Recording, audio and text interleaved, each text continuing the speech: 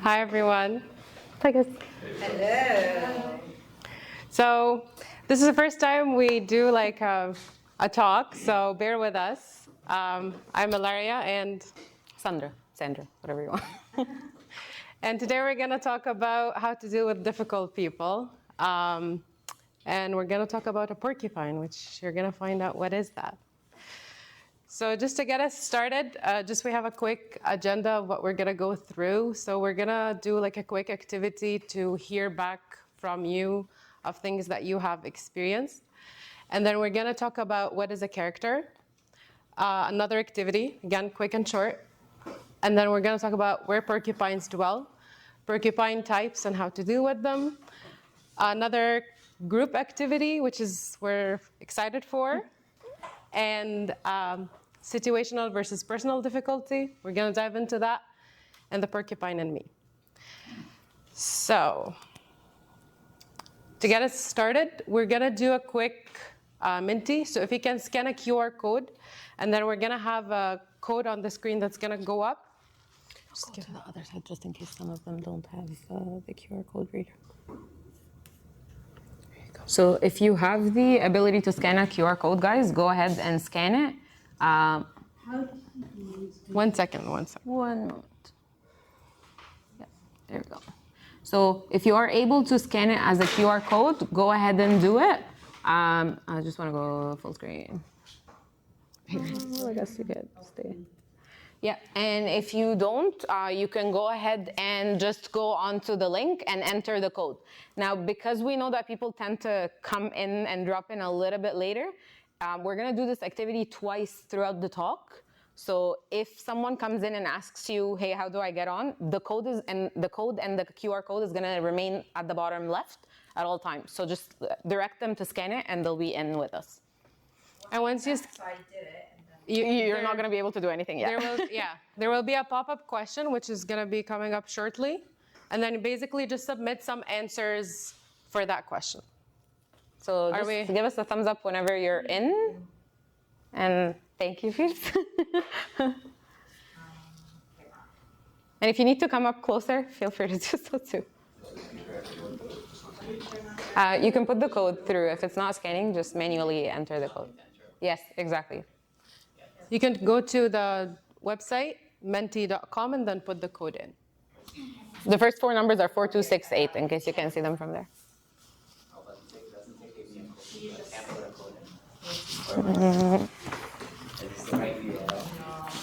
Yeah, so there's nothing to do at this point, so just heart it or scan it. You've already entered it or scanned it, because this is our wording.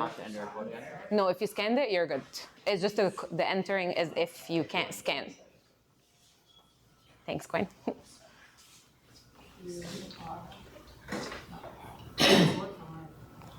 Coin didn't work for you? Yeah, it did. It worked? Okay, great. Okay. Do you want to activate it? Okay, just a show of hands, you guys are in? At this point, we can go on? Okay, no, take your time.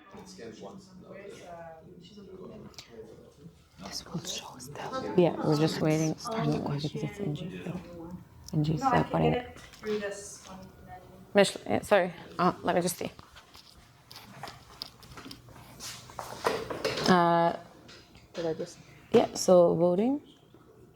Oh, is it internet? Yeah. Do you have internet on your thing?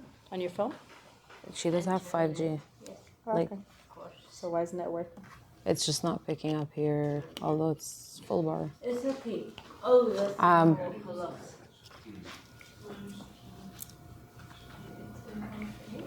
Can we refresh it? Or... We're gonna make it work. Yeah, because you do have internet. No, there's no bothering at all. No, I don't want that. Just won't work. How about this? I'll give you my phone with it, and you can enter it through it. 1 moment. Okay, so to share the question so that I can brainstorm until we get it working.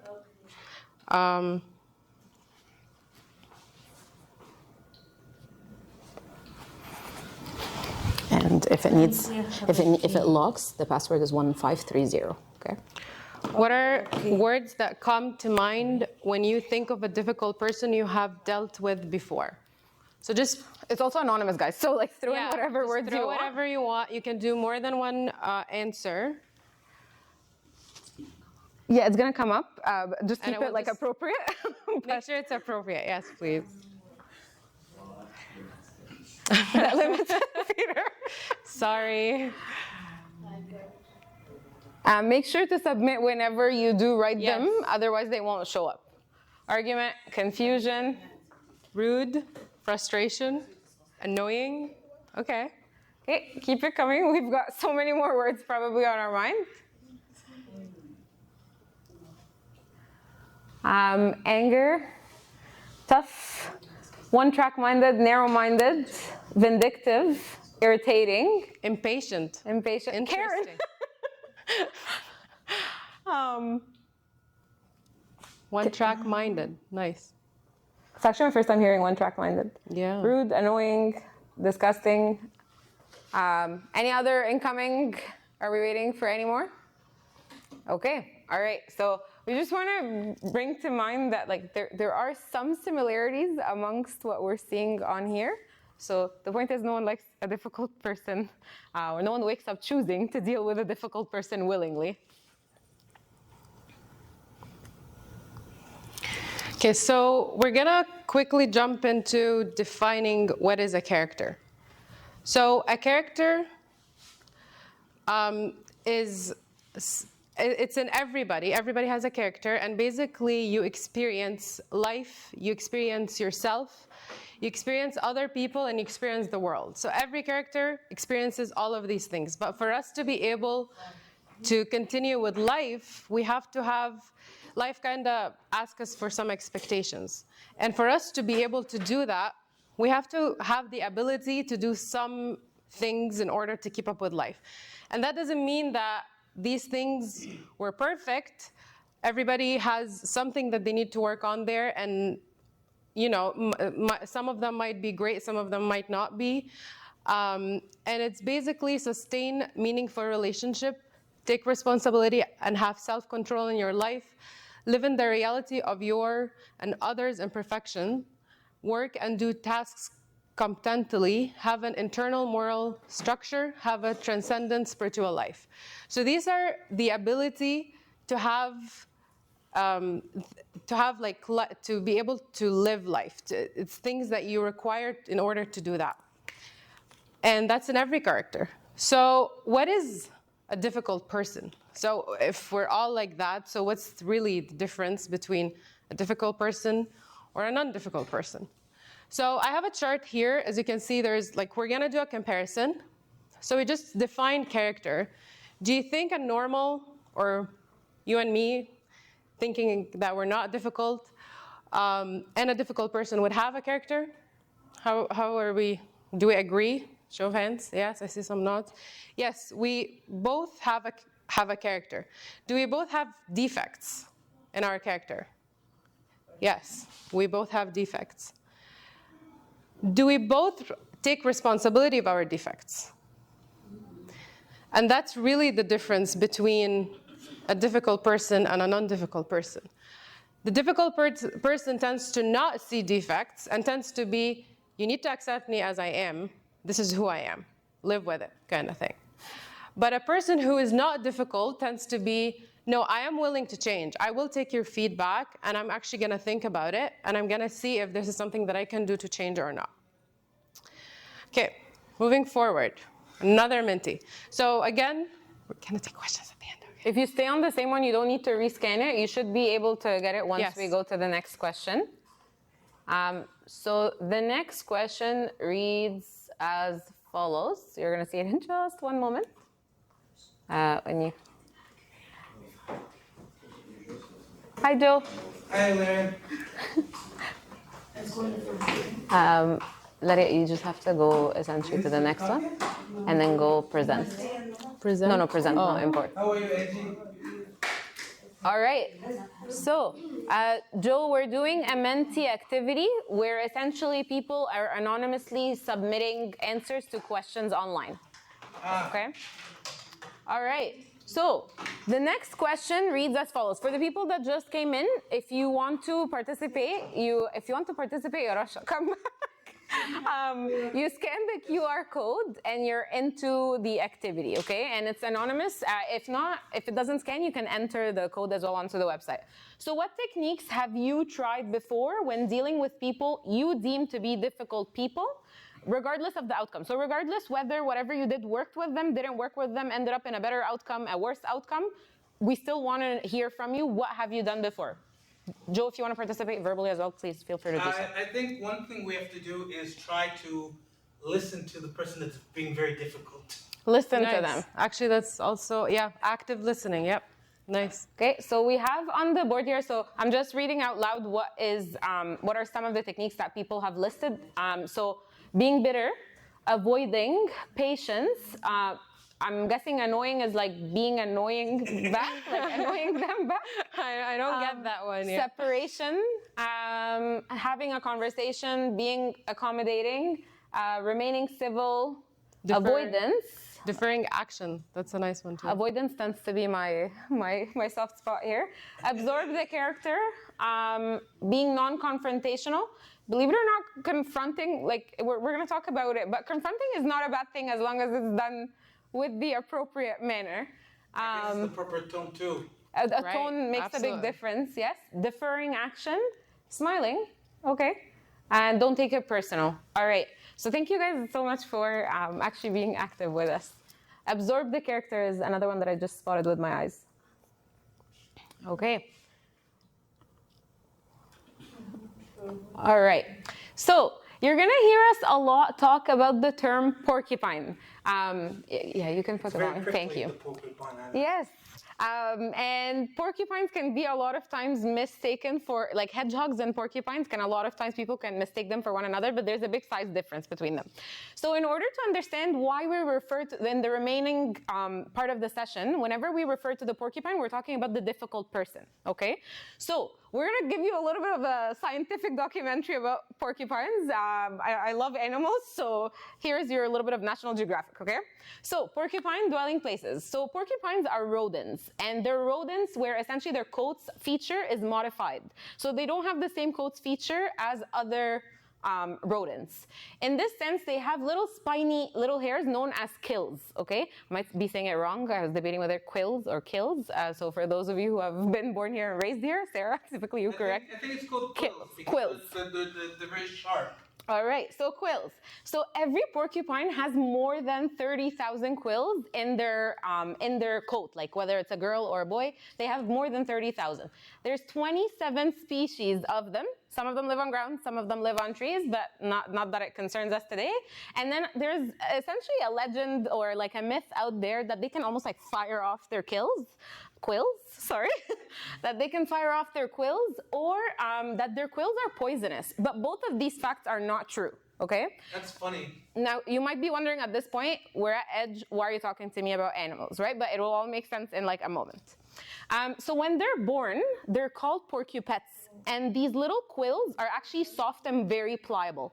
And within hours, these quills turn into hard, like weapon-like quills, okay? But when they're born, they're actually very soft. What do they use these quills for? We're gonna go there in just a moment. So, to answer Joe's question, when threatened, a porcupine, Lulu, if you can just replay the video at the bottom. So I'll drag your attention to the video at the bottom, and Joe, I'm going to explain what it does. So essentially, there's a porcupine that's walking. There's like a bunch of cars behind the porcupine, and they're all stopped watching what's happening. And I think this is a cheetah. And the cheetah keeps approaching the porcupine while their quills are all tensed up. So what happens is when a porcupine is threatened, their muscles tighten, and all of those quills go up. Notice who's approaching who. Is it the cheetah approaching the porcupine? Or is it the porcupine approaching the cheetah? You described it as the cheetah approaching the porcupine. You got it. So actually the porcupine is like fahalo. Like he just stays in his own little tensed up muscle, and the cheetah keeps approaching and putting their hand on the little quills, which ends up hurting the cheetah, and there's blood coming out of their paws, but they still keep approaching. So when they're threatened, they start grunting, they start making noises, letting the other like predator know, hey, you're about to like get hurt if you come closer. And then if the predator persists, that quill is gonna get right through their skin, but they're the ones who caused that to themselves, and then that can lead to an infection. So why are we talking about this? There's many different types of people that are difficult. So you see 27 species. I'm sure you can name 27 people in your life at least who are difficult. They all have different little things that irritate them and make their muscles tense up.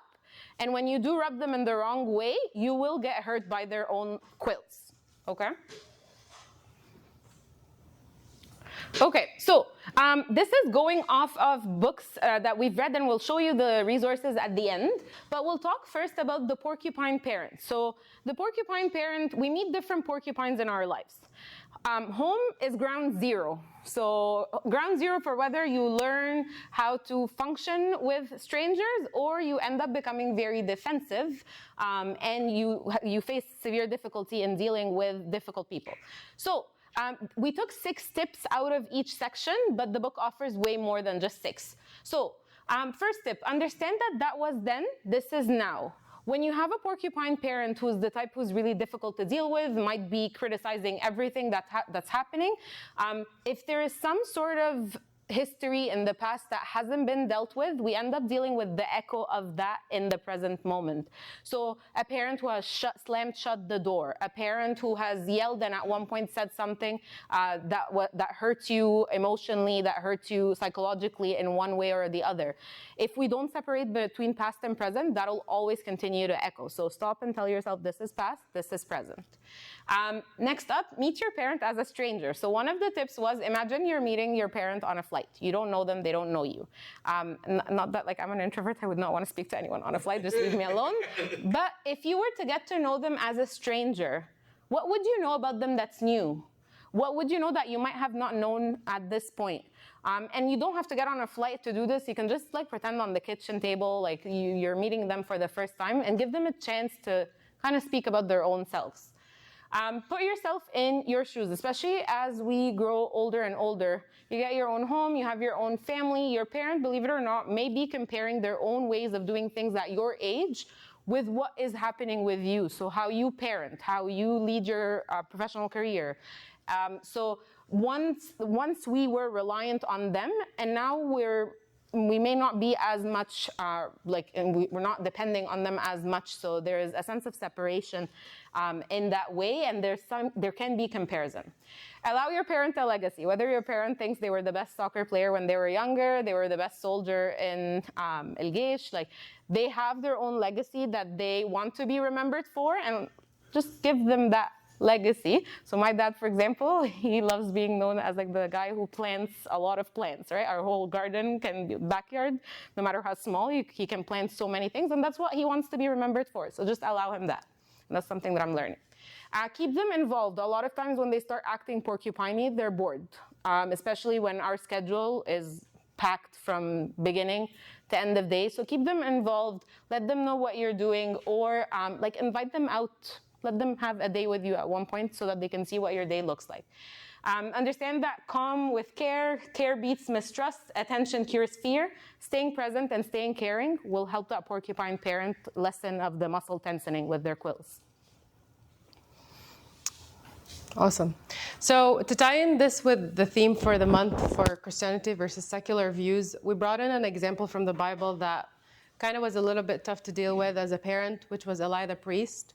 Eli the priest was a parent, and he got he got someone, Simon, to, sorry, not Simon, who was it? Samuel. Samuel came to him and told him that what he was doing was wrong. He didn't really react. He was okay with what was happening, and he proceeded. He's like, let them do what they do. And he also mentioned, Samuel, to him, why do you honor your sons more than me by fattening yourself on the choice parts of every offering made by my people Israel? And he didn't really do anything about it. He didn't change. He took it for granted, and he moved on. So that was an example that we found. It might not perfectly fit, but it was an example that we found that it was difficult in the sense that you got a feedback and you didn't really do anything about it. Okay, so the next type of porcupine that the book addresses is the porcupine coworker. So whether it's a screaming boss, an annoying boss, whether it's coworker, like does anyone have, without mentioning their name, please, in case any of you know each other's coworkers, but does anyone have that one coworker who like makes every hour of work miserable? I haven't really experienced that, thankfully. That's a great thing. I see one hand came up at the back. Not right now, but previously. Previously.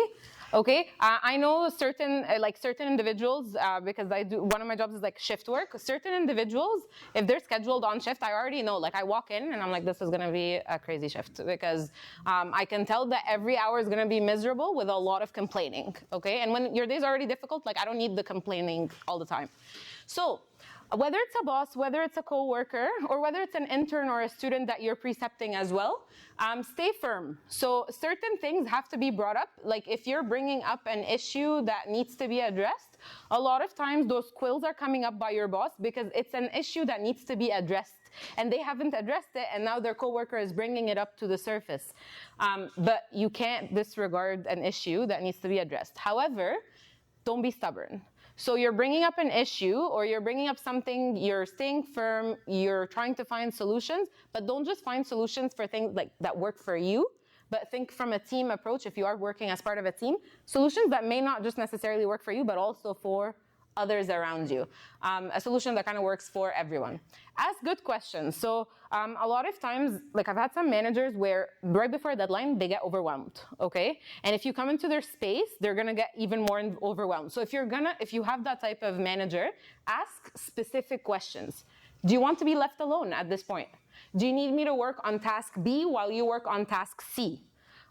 Because otherwise, if you're asking general questions, you're honestly just adding more onto their own overwhelmed state that they're in right now. Can you give an example? What do you mean by a specific task A and task B? Just a random example. So a random example. So I can relate to my own job. So I work as a nurse with babies, and if we have a code, so if a baby is not breathing or a baby's heart is not beating, and we're 4 nurses on a given shift, okay, in an ICU setting. If we need to do A, B, C, D tasks, I don't want 2 people to work on the same task, otherwise we're wasting time in this code.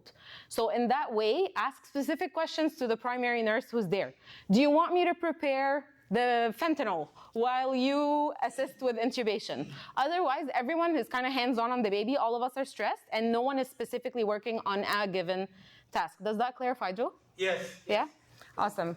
It wasn't clear initially, that's why. I apologize about that. Let me know anytime you need clarification, okay?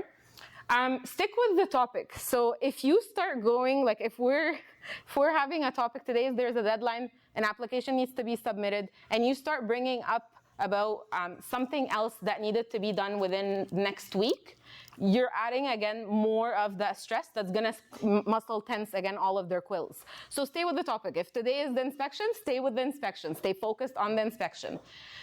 Try to see things through your porcupine's eyes, and work tends to bring out the kind of, in some settings, it tends to bring out the worst in some competitors. So it's a competitive environment where people are competing against one another if they are competing against roles. Sarah.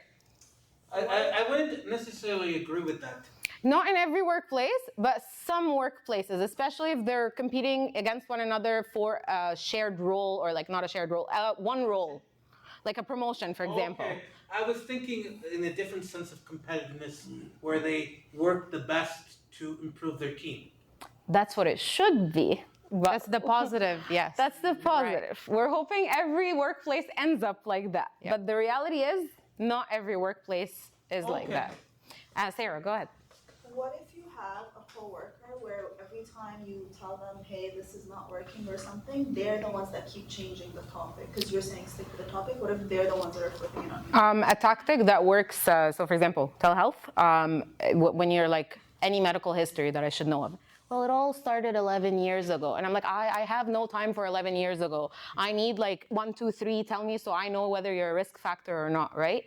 Get them back, refocus. You're the one in control at that point of that conversation. Take control and redirect them back. And then at one point, you're gonna have to, like, if you're really tight on time, you could say, Abuna, like, correct me if I'm wrong, I'm gonna have to intercept here and ask you to refocus because our time is limited. So be assertive, but also be like kind and polite without you kind of like pressing on anyone's bad side. So in a competitive environment, people's muscles tense up, and then their quills are coming up. Okay, so just being aware of that will help you see things through their eyes. And then be strong to admit that you're wrong. And admitting that you're wrong is not the same as apologizing. I can say I'm sorry 100 times and I don't mean any of it in the sense that I'm gonna change anything in the next time. Personally, it took me a lot of years to understand that because someone could say I'm sorry, and 3 weeks later, I'm seeing the same action again. I'm like, I don't understand, you said you're sorry. It's because I'm sorry that you're upset. I'm not sorry because I'm not admitting that this was a wrong action, okay? So now we're going to see the biblical side of work. So I found an interesting example, which is King Saul. Technically, King Saul was David's boss at some point. He was kind of his manager. Like, he was telling him what to do. He was telling her where to go for war. And David would go back and be like, I did this, and give him reports of everything he would do. However, he always thought he knew better. He always thought that he is better than anyone, even God. He was also blinded by his arrogance, and he believed that he was doing everything right. Who are you referring to, Saul or King David? Saul. King Saul. And even when he was in the idea of repenting, he said, I have sinned, but please honor me before the elders of my people and before Israel, and turn back with me that I may worship the Lord your God. So he said, I have sinned. So he admitted it, but yet he does not want to look bad in front of the people. So he is admitting it just from the outside. As Sandra mentioned, you say sorry, but you're saying sorry because you believe you did something wrong, but are you really sorry about it? No. So this was an interesting example that came out of the Bible that was technically a work setting, yet an interesting character that did not want to admit anything of what they were doing that was wrong and thought of changing it themselves. And some of the resources, again, which we'll show at the end, and I guess without even a book, it's if you've ever been given a resolution to a problem, and then someone promises you, I'm going to work on 1, 2, 3, and then within like 3 weeks, you keep going back to ground zero again or step 1 again. There's nothing more frustrating than a resolution that we keep talking about that doesn't continue and it falls through. Allow some room for mistakes and error, but repetitiveness of the same mistake is going to be frustrating at one point.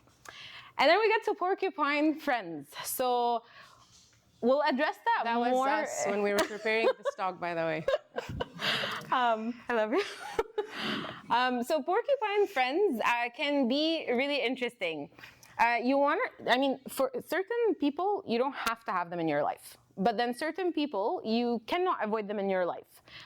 Friendships is like up to you where you want to continue being in that friendship, or you decide this is not a safe zone anymore, I'd like to step out, or this is a zone that actually continues to get me in more trouble, I'm going to step out. So with friends, keep your quills in because it gets contagious. If I'm in my muscle tensed up, all my quills are up, and I'm going with Elaria and I start quilling at her, essentially, that's contagious. Sooner or later, she's gonna start acting in a similar manner. No matter what, the girl can only handle so much until you essentially start to irritate that porcupine in her. And then once we're in our defensive mode, it takes a lot of self-knowledge to realize that I'm in my defensive mode. All my quills are up at this point. Is there any way for friendship to get down the quills? If you apply the skills that or some of the techniques that we're gonna say the book talked about, it could work. So we're gonna dive into them right now, Joe. Okay. So consider your porcupine's real needs and fears. So when we're born, if you go back to all the way to the beginning when we were talking about National Geographic porcupine intro, we're all born with porcupets. So we're born with soft, pliable quills, and then bad experiences, bad friendships, bad relationships, bad exposure will continue to harden those quills. So I don't know what Pavli's and Phoebe's quills are when I first met them, right? But then the more time I spend with them, the more vulnerable they start to become, the more I'll start to know what their specific quills are. And then knowing that, it'll allow me to learn how to better deal with them. But it's a two-way street because I can't be all the time careful about Phoebe's quills but then she's not aware at all of where I'm coming from too. So it also takes vulnerability on your side to, hey, my quills are as follows, right? Which I'm sure you've experienced, whether when you're talking to someone from the opposite gender or you're talking with someone as a friend in general, or family members. I've had to say, hey, this does not work with me. Like this makes me anxious, or this makes me like stressed or upset. So get to know their likes, make your likes and dislikes clear too. It's a two-way street. Keep a safe distance. So if you think of a bull, and I can be the bull, you can be the bull. When someone is flagging that red, don't run at them. So don't run into a porcupine that's all tensed up, and you know that they're tensed up, unless you're ready to deal with that tension that day. So if I know Sam here, sorry, I'm going to take you as my example. If I know that Sam had a bad day, and Sam had a stressful week, and then I'm also having a bad day, this is not the day to go and start up a conversation about something that's sensitive with Sam, because I already know that the potential of a fight is going to be much higher than if I choose a different time. Avoid porcupine strangers. We already have enough porcupine in each of our lives. Save your energy towards dealing with that porcupine instead of a bad driver, a bad server, a bad person that you've seen on the street that's acting with a bunch of attitude. And then from a customer service perspective, and I'm sure all of you who have worked in some sort of a customer service role know this, somehow everybody's calmed down by the sound of their name. So if Sarah is angry and she's like complaining about 1, 2, 3, 4, I'm like, Sarah, I understand your frustration. It almost sounds cheesy, but it actually works, okay? Somehow when people hear their name, they psychologically start to calm down, okay? That's true. The tone of the sound of their own name makes a difference. And I think when you said, I understand your frustration, that calms it down as well. Yeah, and it's like, I can say, I understand your frustration. And it's like, Joe, I understand your frustration. So also your tone makes a big difference, and your facial expressions, of course. And an example that also was hard to find in the Bible was Job's friends. They came at a wrong time. They started accusing him for his illness. They started saying that he deserved that illness because of his sins, and they don't really know anything. And they started giving him advice at a very time where he didn't need any advice, because he just needed somebody to be there for him. And they didn't stop even when he told them, stop giving me advices. And they just didn't listen.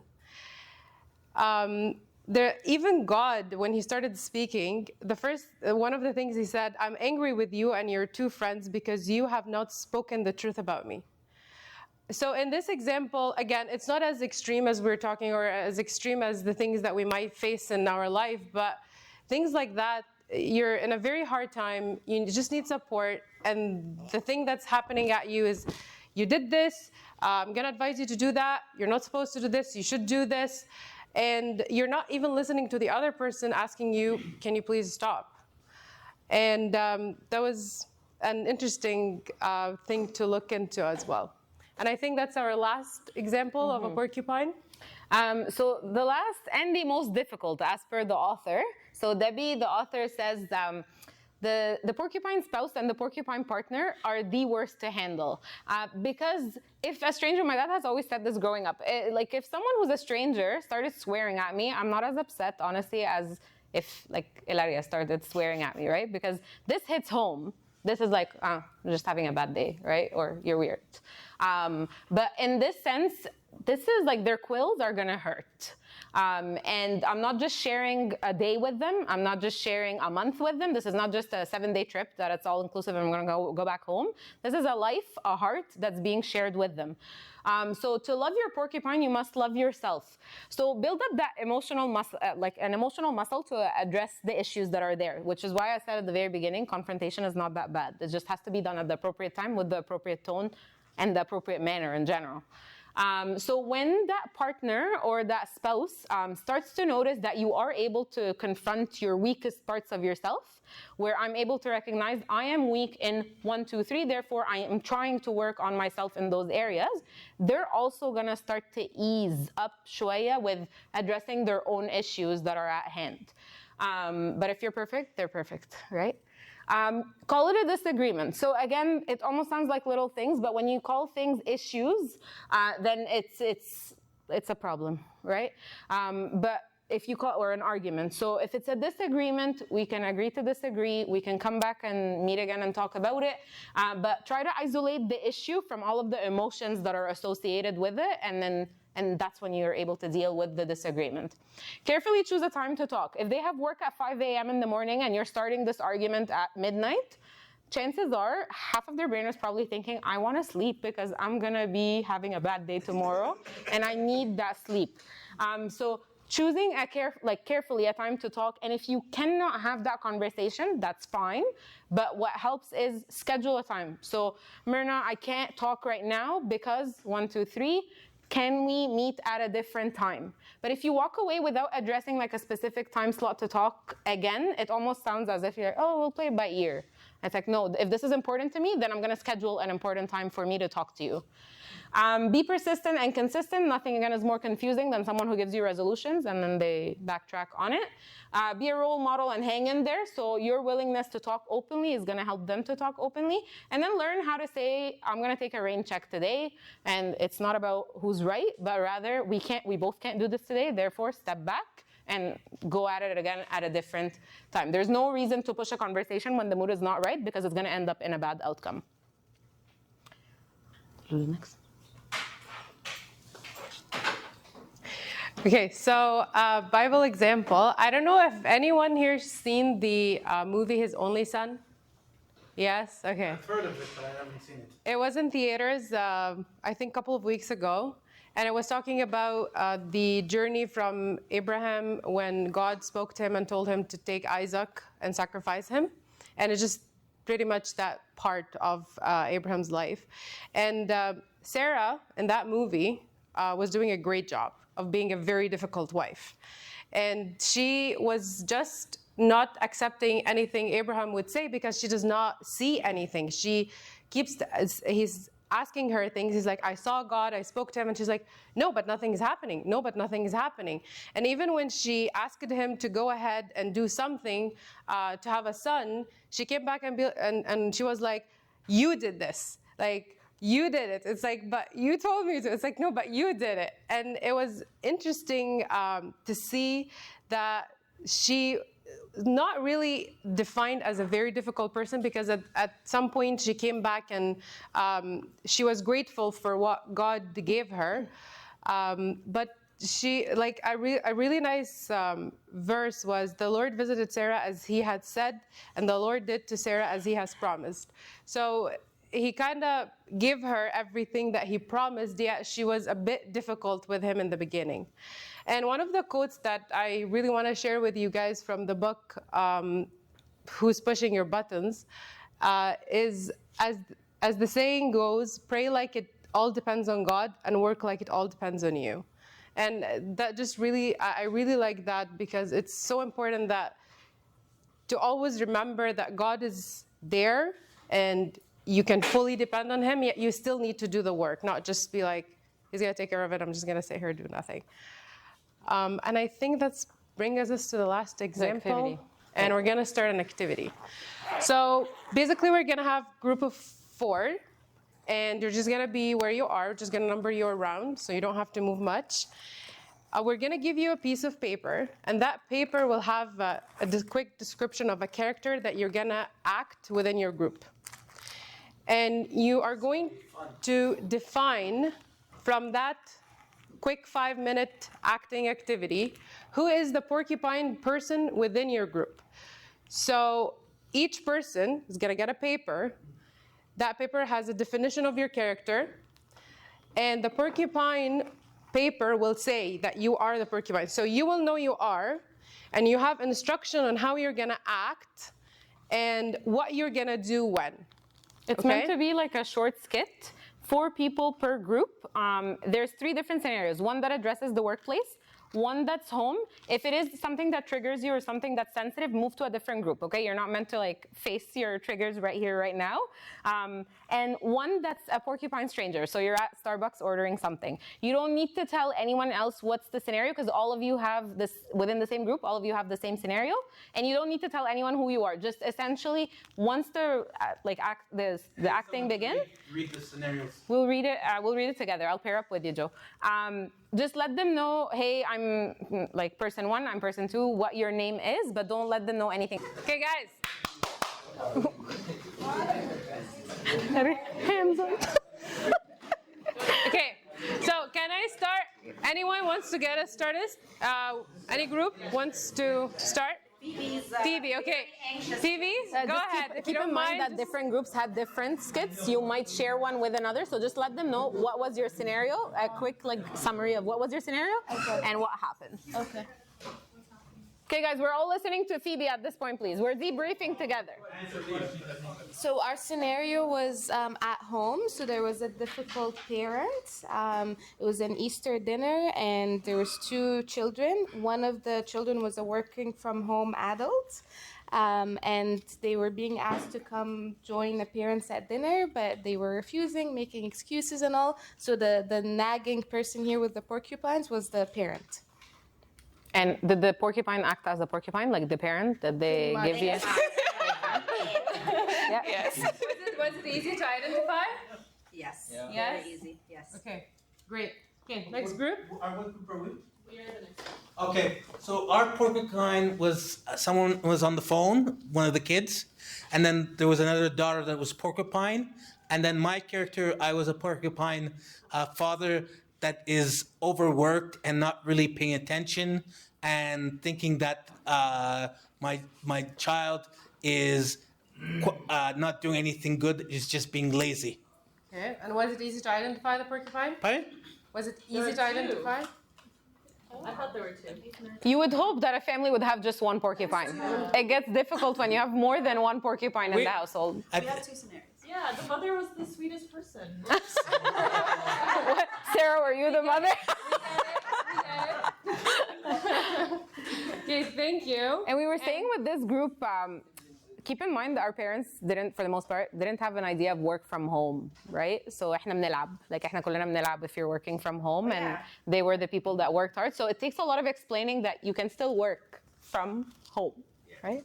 Unless you wake up like to just log in and go back to sleep. So, okay. Next group. Michael. No, it's not. Okay, what's the? What was your had time scenario? enough to What was get your a scenario? scenario. What was your scenario? So another child, one is working from home. Easter celebration is coming right around the corner, and historically has been the time where most fights happen, yet we still gather to eat together. One parent seems to always be attacking of a child's behavior and choices, no matter what. Okay. So how fast were you able to figure out the porcupine in your group? So How it was takes the- it takes like 3 minutes to find out Wow. the newly guy in the group. Because Love it. it just came from 5 minutes ago, that's why. Okay. Okay, next group. There were only, by the way, 3 home scenarios, so we covered them all. At this Yeah. point, we're going into a different setting. Next group. Yeah. So in that firm of like we were supposed to have an audit, and they were all been informed about it. The supervisor was very stressed out about it. I think Buggy is a naturally born porcupine. He's there. Like he was, yeah. Like shortly after he fired them, I guess. So because no one was ready for no one was ready for the audit, and he was like shouting and screaming and was about to have a heart attack. Like if he survived this thing, everyone is fired. So he's the, yeah. And Wagdi, who reports to you? These two lazy guys here. And then who were you supposed to report the audit findings to? So who's stressing you out? Oh, this guy. But who are you stressing out? These guys. Yeah, who do you guys think gets the like brunt end of it? نص كده من هنا ومن هنا. So they are obviously like they harvest the worst of both. Okay, and then Carmina, they had a group over there. Thing. Their scenario is different too. Okay, so quickly give us a quick brief of your scenario and how quickly you identify the porcupine. Yeah, so I was the 16-hour shift, coming off a 16-hour shift, and I went to Starbucks, and Kiro here is the barster. He's serving the coffee, and this is the lovely porcupine, who is what's the word, like indifferent or has no sense of urgency, and that there's a whole lineup behind her, and she's asking like, "What do you think I should order?" But maybe, and is this? I don't know. Like, she asked a lot of dumb questions. So, and for Starbucks, though, come on. I know, and all these fancy names, and all I really want is just plain coffee, right? And so, it was very frustrating, and it was frustrating because I felt like this barster should be leading. He's responsible for that line, and so he could have said, miss, you could pull over for a little bit. He could have dealt with the line a little bit better. But you have a person who's entertaining her, not taking control of the situation. You have a lady who feels entitled and she's over. And then you have a manager who I didn't even know who's the manager because he was just standing there. And so the whole situation just got out of control. And the rest of the line keeps growing and we're waiting. And then I'm supposed to be the manager who's supposed to blame him for... I think this is a porcupine. Yeah. Well, but we discussed this, right? Why is he a porcupine? Like, this is a Man hasn't slept to the end. He's worked a 16-hour shift at a hospital. Yeah. I'd be cranky. I was in line first, so I don't know why he's making it. But stay in your lane, Karen. Does being in line first entitle you to hold up a line indefinitely? And I don't agree with that. Like, you're first, but move, sense and urgency. Like, you know what I mean? Like, move. Like.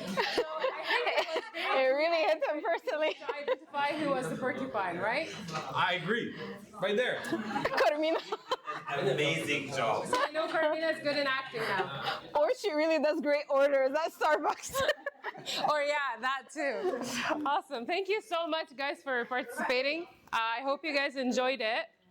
So guys, what we just did is called debrief. And for those of you who are used to debriefs, if for the workplace, I guess this is for the workplace, debriefs help us to kind of like talk before an activity, during an activity, and after an activity. And if you have a manager who is either micromanaging or a manager who kind of gets stressed out when they're not involved in every single email and likes to be CC'd on every single email, otherwise they're stressed and you're giving them anxiety, you talk every step of the way as much as you can, and you keep them in the loop, and that's how you keep that porcupine like calm down. Okay. So one of the questions that was part of the activity was, is the character difficult in nature? And this is what we're going to talk about. Two things, situational versus personal. Technically, you don't know, in all of the scenarios we just did, you don't know if that parent has been like that forever. You don't know if that person in front of you on the line has been like that all the time. You don't know if this is something situational or a personal thing. And by situational, mean it's something that, a bad day that they had, something hard that they're going through, and it's for a period of time. It's just they are acting like that right now because of a reason. It's not that they are acting like that for a long period of time because they are like that. And this is something that we need to sometimes identify, whether it's a parent, a spouse, a friend, or a coworker, that maybe all of a sudden you find that your coworker is completely different and you're like, whoa, like what's happening? And it might be just because they're going through something. So there are some questions here that I jot down to kind of help us identify the differences between situational versus personal. And once you identify it, it helps you to deal with it. Because if it's situational, you know that it's not the person who is difficult. You know that it's something causing the person to act difficult. And the question to ask if it's situational, has this person been through a rough time recently? Did they hear bad news today? Are they overwhelmed from work, family, or something that they're going through? And if the answer to all of these questions is yes, that's basically a situational. Something that's happening to that person, causing that person to react like that, but they are not always like that. The other part is personal, so they are like that. Do they always talk in that manner all the time? Have they always treated you like that? Is it always hard to get your point across to them? And your point across to them is something that I personally find difficult when you're dealing with a difficult person. They will never be on the same page as you are. your logic is never going to be their logic. Even if you're so logical about something, it's like, we're gonna do this because 1, 2, 3. And they're like, no, but it's not gonna work. I was like, I just gave you the reasons of why and how it's going to work. But they just don't want to reside with your logic. So they are acting as difficult. And I think this is something that helped me personally when I was preparing this, because it's hard sometimes for me to identify if this is just like a momentary thing or a character that I just have to deal with. And just that brings us to the porcupine in me. So it's very easy to probably point at everyone and be like, oh yeah, difficult coworker. Oh yeah, difficult mom, difficult dad. Oh yeah, difficult barista or difficult Karen at Starbucks, right? But the hardest is identifying the porcupine in me. So the book keeps it really simple. Essentially, be brutally honest with yourself. So we have essentially a porcupine with us over here. And you need to get comfortable with your own porcupine. Porcupines have a different type of coat. Each person has a different type of coat.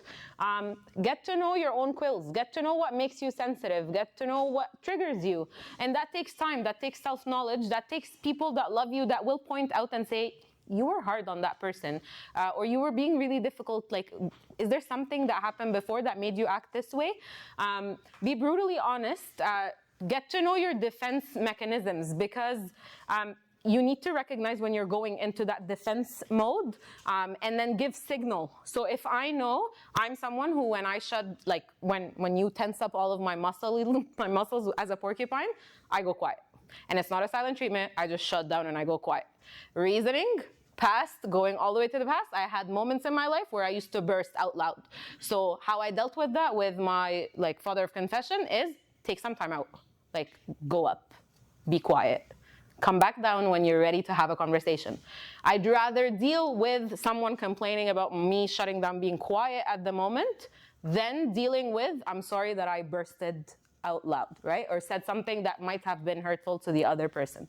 So recognizing your own triggers, being brutally honest with yourself, owning up to it when you make a mistake, and it's not the same as apologizing. Apologizing is one thing, owning up to your mistake is another. And then be patient with yourself. Like, it's work in progress, right? So recognizing the porcupine in me is really important. So I'm gonna conclude essentially with, this is what I was telling you, I'm gonna share with you in the talk. This is fresh, this is yesterday, this is painful, okay? This is all work in progress. And the way I'm gonna demonstrate this is I recognize today morning and yesterday that God's still working in me. Recently got a property, a little bit distance from you, okay? It's like 50 minutes away from my house, right? So still getting used to the idea of like condos and stuff, okay? So 4 foldable chairs were ordered. They were supposed to arrive right in front of my door, right? I go and I've been like, UPS, where's the order? They're like, we sent it. Amazon, where's the order? We sent it, right? I go and I'm like, that's not there. I knock on my neighbor's door and I'm like, Jessica, have you seen the chairs? And she's like, no. Jessica goes to shower. Jessica comes back out of the shower, knocks on my door yesterday night and says, what did your chairs look like? And I'm like, why? She's like, so there's a neighbor downstairs who has new chairs. And I know they're new because she had ugly chairs earlier, right?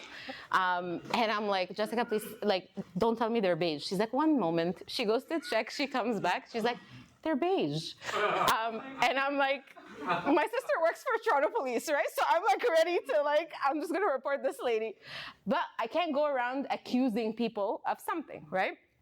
So I get into Sherlock Holmes all night long. I'm like really angry, really upset. I'm like, I want my chairs back.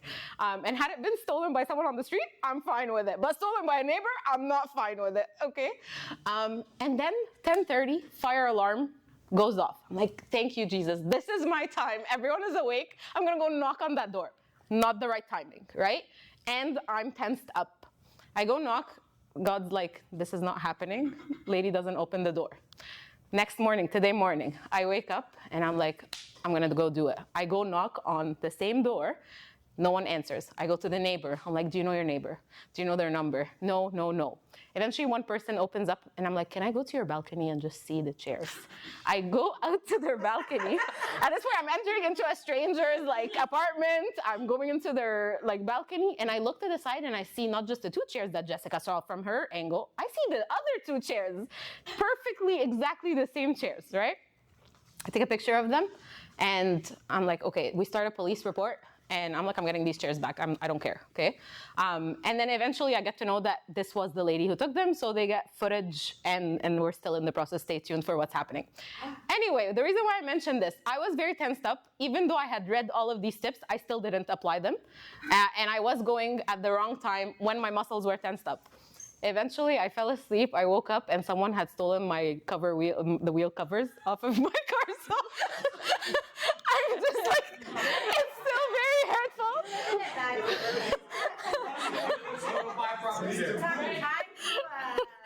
If anyone, it's like, this is still very sore. It's fine. It's an investment. It has 2 colleges beside it, but it's fine. If anyone knows Toyota wheel covers, I'm missing one.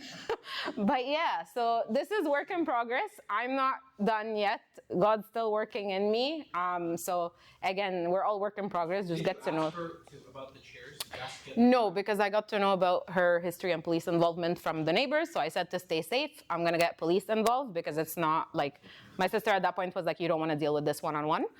You want police to take over, and I don't want retaliation, right? So at this point, I'm like, you want to keep the chairs? Fine, just give me my money back. And then if not, no. Yeah. We can all go now and get your chairs back. Led by Abuna.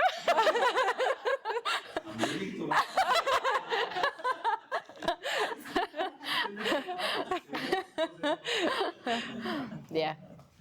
She didn't think it was weird that you're gonna say, "Can I come take a picture of your chairs?" Or No, the neighbor, I think, I was in my PJs, so I think he was just taken aback by the fact that it's 7 in the morning and I'm knocking on the door. But they were good chairs, okay? I waited for a month for them, so. Well, thank you for sharing that. That's a lesson that, God sends messages to us sometimes and we keep ignoring. So he puts you in that situation. It's like, apply, apply, apply, apply. So we just wanted to share the resources where we kind of prepare the whole talk from. Of course, the Orthodox Bible study, if some of you might not know it. Who's pushing your buttons? This is where we're talking about the character and what's a character and the life expectations. And then how to hug a porcupine, all the tips and tricks on how to deal with the different types of people. And you lost me, and I'll keep Sandra. Yeah, so you lost me. For those of you who serve, it's actually Sarah. Can you tell us these titles, Elaria? Yeah, Joe, I can send them to you.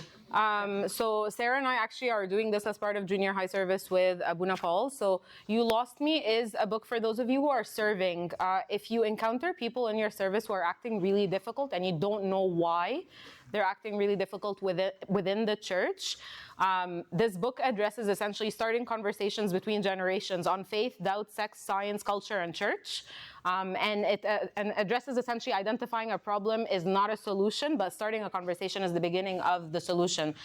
So it doesn't address everything we talked about in the talk, but it gives you hints on why are people within the church sometimes so very difficult for reasons that you don't understand. So for those of you who are serving, it helps. So the first, I'm not sure about the last one, but Who's Pushing Your Buttons? Yes. Oh, you lost me? David Kinnaman and Ali Hawkins, they are best co-author of Unchristian and presidents of the Barna Group. So I think they are psych related, but they do specifically address here the church. Okay? Feel free to come and check it out after. And that's it. Thank you guys very much for coming today.